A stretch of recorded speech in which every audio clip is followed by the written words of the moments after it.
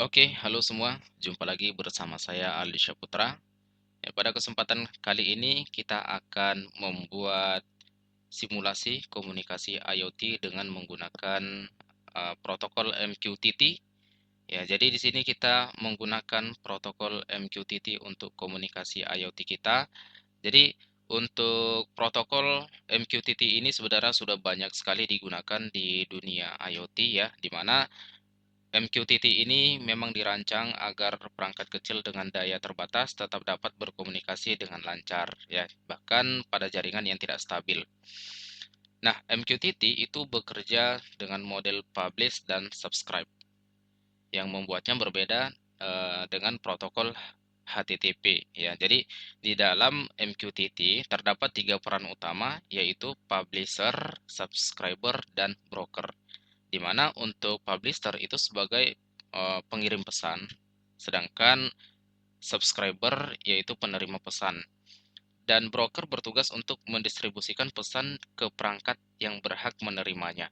Jadi arsitektur ini membuat MQTT sangat efisien karena perangkat yang tidak terlalu terus-menerus menerima permintaan atau bahkan seperti pada HTTP pada dasarnya ya.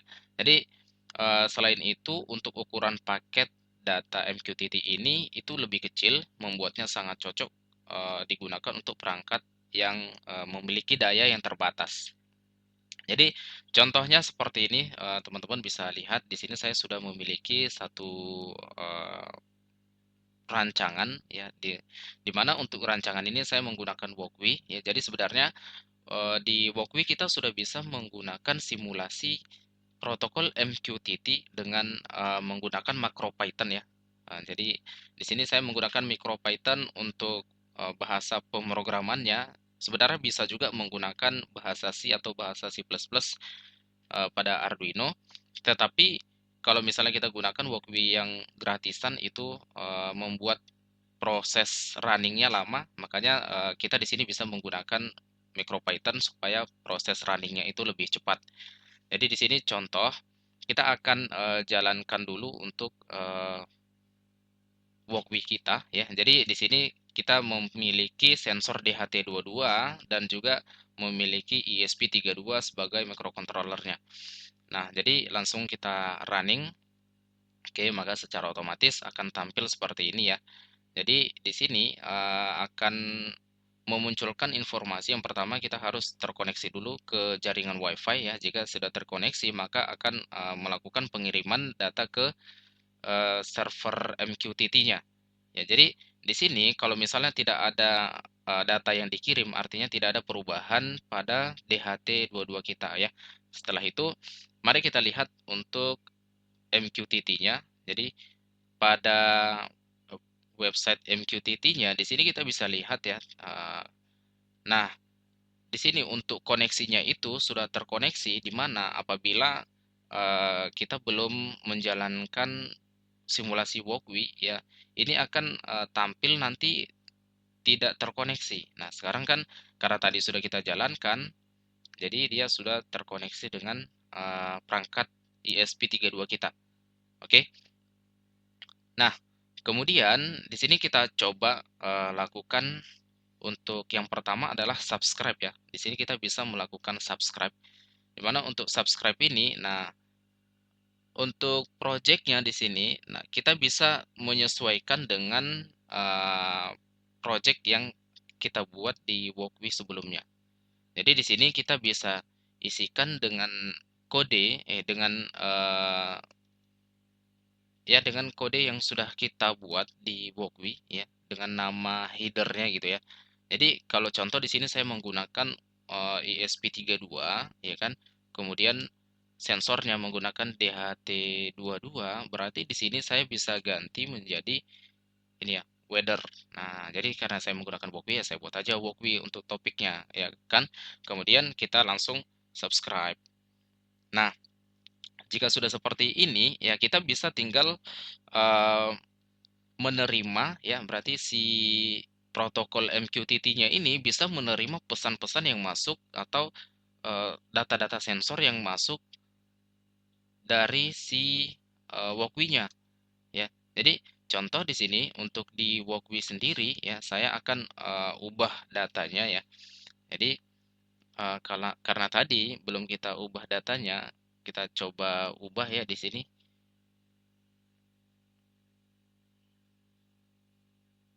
Oke, untuk di tampilan sini ya di Walkbee kita ini kita jalankan.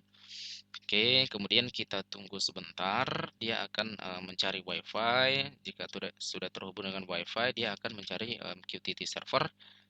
Nah, jika sudah, di sini kita bisa ganti-ganti, misalnya temperaturnya kita ganti, kemudian juga humidity-nya kita ganti. Nah, oke, ini kita ubah-ubah saja sesuai dengan yang kita inginkan. Nanti setelah ini kita ubah, beberapa saat kemudian nanti kita cek di protokol MQTT-nya, apakah di sana ada perubahan atau tidak. Oke, nah di sini dia sudah berhenti. Ini bisa kita reload.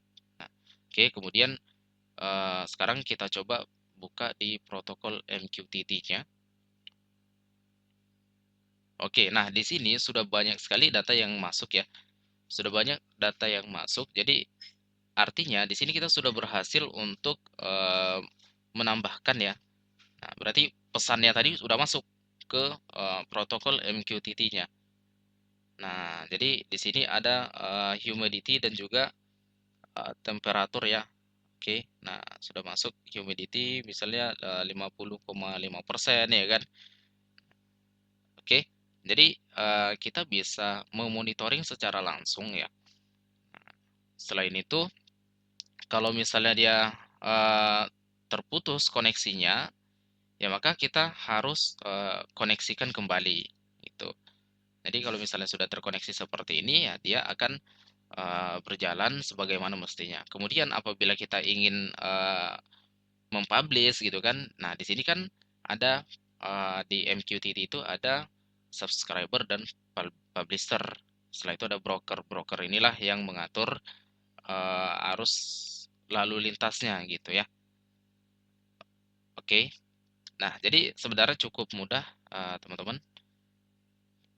untuk penggunaan protokol MQTT ini. Ya, jadi di sini saya menggunakan yang gratis untuk protokol MQTT-nya dan juga untuk Walkbee-nya saya juga menggunakan yang gratis. Jadi di sini tidak ada perubahan ya, berarti memang di sini kita harus melakukan perubahan. Jadi cara melakukan perubahan itu ya kita klik aja DHT dua-duanya, kemudian kita bisa ubah-ubah nilainya sesuai dengan yang kita inginkan. Nah, jika dia seperti ini, maka kita tinggal reload aja. Oke, kemudian kita coba ubah lagi. Di sini misalnya untuk humidity-nya 61% ya kan. Kemudian untuk temperaturnya 20,3 derajat Celcius. Nah, atau bisa kita ubah juga sesuai dengan yang kita inginkan. Oke. Nah, cukup mudah dan untuk codingannya juga tidak terlalu banyak ya. Nah, pada dasarnya yang perlu kita ingat adalah bagaimana kita menghubungkan WiFi si Walkbee ini, kemudian ya kan ambil topik MQTT-nya, buat topik MQTT-nya, sesuaikan topik MQTT ini dengan yang ada di server MQTT supaya bisa terhubung dengan baik. Oke. Nah, mungkin untuk video ini teman-teman cukup sampai di sini dulu. Di video berikutnya kita akan coba menghubungkan ESP32 kita ke Firebase dengan menggunakan MicroPython. Oke, jangan lupa eh, ikuti terus perkembangan dari channel kita. Jangan sampai ketinggalan informasi-informasi penting karena di channel ini kita akan berbagi banyak informasi tentang IoT.